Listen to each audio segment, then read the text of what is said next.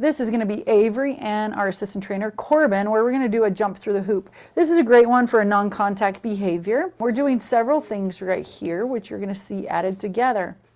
All right, so Avery's going to actually work on retrieving the hoop for us first. So she has to grasp it. You're going to see that I'm pointing toward it. She puts her mouth on it. I'm going to mark and reinforce that. So I'm going to work on this first. I'm shaping this of grasping the hoop. There you go, she's grasping it. I'm gonna mark and reinforce. Yes, there you go. I'm working on her not chomping. You saw the first one was a little bit of chomping. The second one was a better grasp and hold.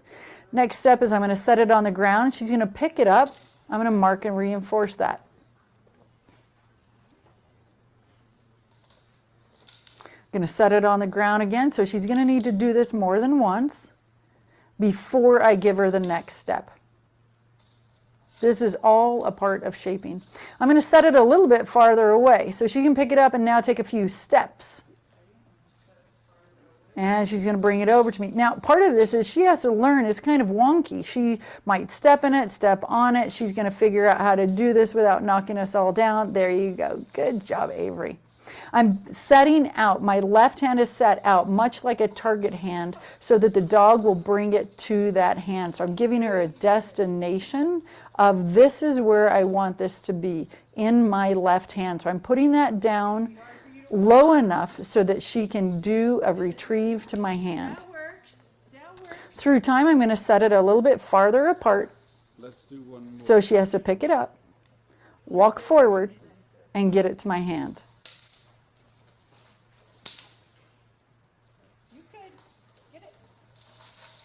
And she's just kind of learning and filling out what she has to do with this, how she's supposed to walk with it. There you go, 2 feet in front, in the middle of it, that will work.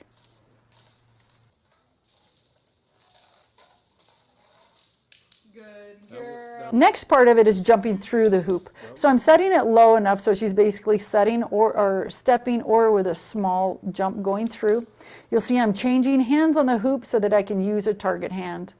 So dog is on my left, I'm using my target hand with my right hand. I switch, dog is on my right, I use my left hand as a target hand. Oh, lovely. I can raise this up slowly, but it's not about the height because the child's going to be small. So she's going back and forth. She's not going around it, she's going straight through it.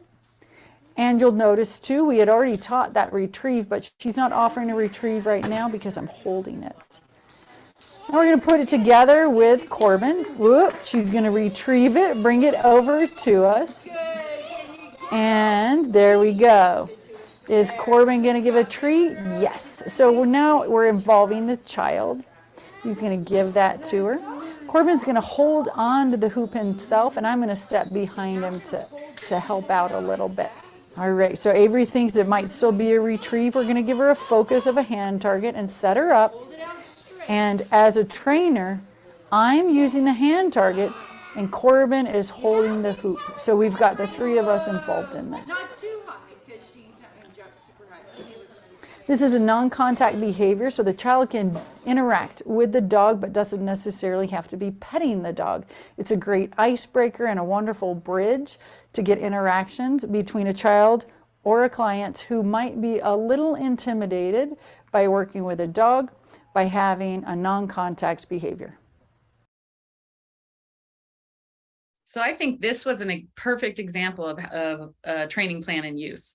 The dog already has, the hand targets installed. She does have a retrieve, but this was a novel object. So you had to say, this is the thing we're retrieving. And she had to figure out how to retrieve and walk with it.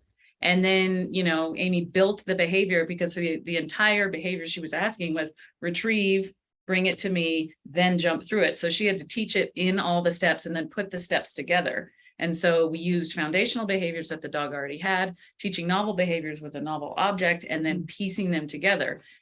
And then you could see how it all came together. Right. I think an important part of it was that you saw that we let Avery figure her way out a little bit. We encouraged her in things, but I didn't narrow it down to say you have to retrieve it in this manner, because it was quite an awkward object and she was doing it in different ways. And with more time, she would figure herself out a very successful way and end up doing that more and more often. It'd just be easier, and therefore she'd pick to do that more. But it didn't really matter the way that she retrieved it, and we gave her that creative. There was some options. outtakes which were not online of her running around trying to run with the hula hoop and her 4 feet in the middle of There it was that a you good didn't see. So she did figure it out. Yeah. Do you have some questions? Does it matter which order you teach her? Like, does the retrieve first or jumping through the hoop first? Well, in the beginning, I kind of divided that up. I got out the hoop and I just worked on some jumping through it, doing the hand target. So I could do that. And then at other times I could do the retrieve, but you really saw the beginnings of it. The objective of this training presentation for all of you was not that we just showed you the finished behavior. Yay, it's done, it's all perfect. It was to show you that as trainers, we also come upon lots of bumps and changes and have to do things. And so we didn't filter those out, other than Avery running around the room. But in that way, you can train these two things. Here's A and here's B. And then you can put it together at whatever point that they're kind of successful with those two things. All right, perfect. Sounds good. Shall we watch the next segment? All right, let's go. Okay.